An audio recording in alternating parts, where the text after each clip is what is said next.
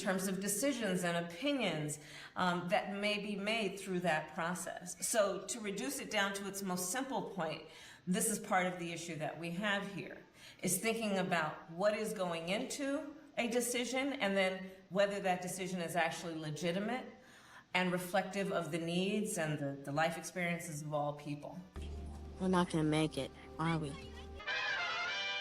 The work of community work, and in particular violence intervention, is about investing in the community, understanding our capacity, understanding the greatness, and then being motivated with that knowledge to do what we can to reduce harm, but not for the sake only of reducing harm, but in investing in the potential and the greatness. That is the essence of this work. Do you have any plans to visit the border? I'm here in Guatemala today. At some point, we are going to the border. We've been to the border. So this whole thing about the border, we've been to the border. We've been to the border. You haven't been to the border. And I haven't been to Europe.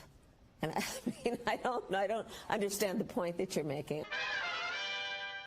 It is time for us to do what we have been doing, and that time is every day. Every day it is time for us to agree that there are things and tools that are available to us to slow this thing down. So collective bargaining is about saying, let the collective come together around a common experience, which at its core is about dignity and the dignity of labor. That's right. And then let the people come together to negotiate so you make the balance. And then the outcome will be fair. To the point, because it is a point that has been made. First of all, I would say that age is more than a chronological fact. I spent a whole lot of time with our president, be it in the Oval Office or the Situation Room and in other places.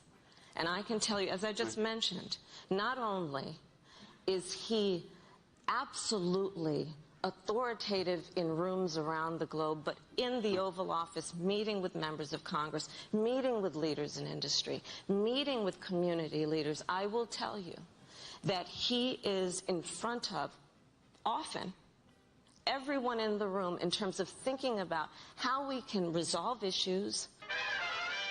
So during Women's History Month, we celebrate and we honor the women who made history throughout history, who saw what could be unburdened by what had been. We all watched the television coverage of just yesterday. That's on top of everything else that we know and don't know yet, based on what we've just been able to see, and because we've seen it or not doesn't mean it hasn't happened. But just limited to what we have seen. What? Because none of us just live in a silo. Everything is in context. My mother she would give us a hard time sometimes, and she would say to us, I don't know what's wrong with you young people. You think you just fell out of a coconut tree? You exist in the context of all in which you live and what came before you. We know that we really are quite behind in terms of maximizing our collective understanding about how we will engage on the technology of today and what we can quickly and easily predict will be the technology over the next decades. So to maintain our position as the United States of America on this issue, it is critical that we work together to understand where we are, to recognize and have the courage to speak truth about what is obsolete, and then to partner to ensure that we are speaking the same language with the same motivation, inspired by the opportunity of it all, but then doing the work of updating how we have been talking and thinking about our exploration in space. With the exploration of space being defined in the 20th century, we know that living in this century, we must think about where we now stand and where we must go. So while it was defined quite well in the 20th century, the opportunity of space must guide our work in the 21st century.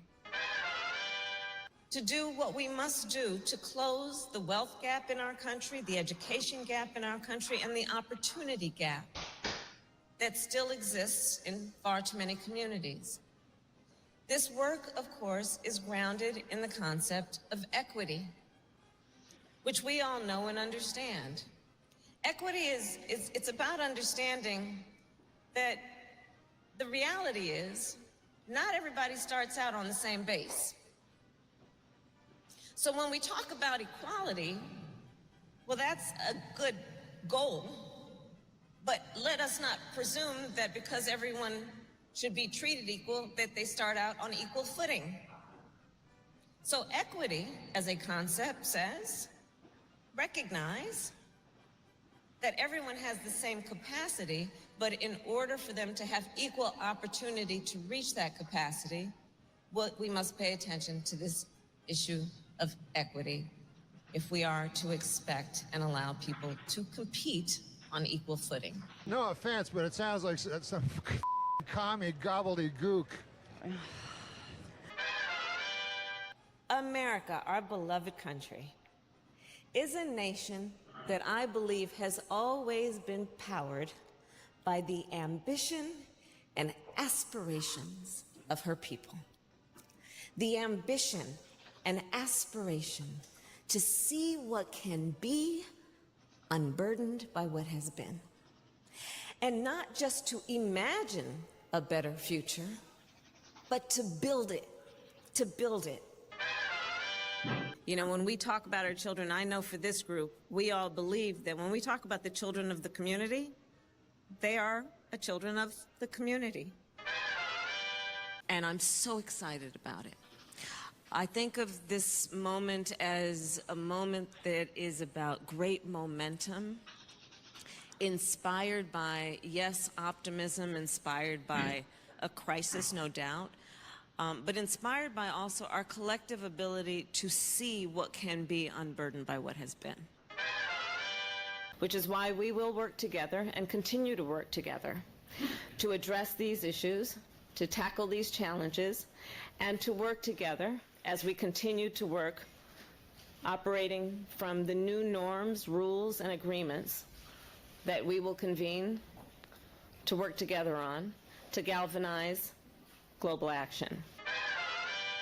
Our meeting today includes not only the work that we intend to do going forward, but working together to talk about how we can measure the success we have had thus far and continue to improve on the work we've done.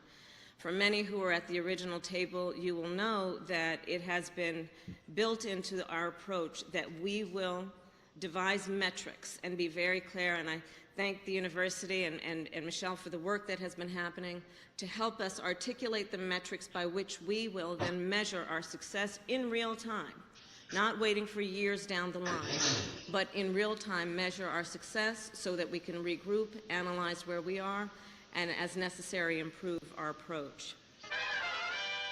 Together, we are expanding access to transportation. Seems like maybe it's a small issue, it's a big issue. You need to get to go and need to be able to get where you need to go to do the work and get home. Well, I think culture is, it is a reflection of our moment and our time, right? And present culture is the way we express how we're feeling about the moment. And we should always find times to express how we feel about the moment that is a reflection of joy, because, you know, it comes in the morning. We have to deal with, to your point, what we need to do to reform the criminal justice system, which is something I've been working on my entire career, as you know. And it includes what we need to do, for example, with the pipeline, and that is about restructuring and thinking about how we restructure, how we think about what causes people to enter the system, and addressing those things before it becomes something we react to thereafter.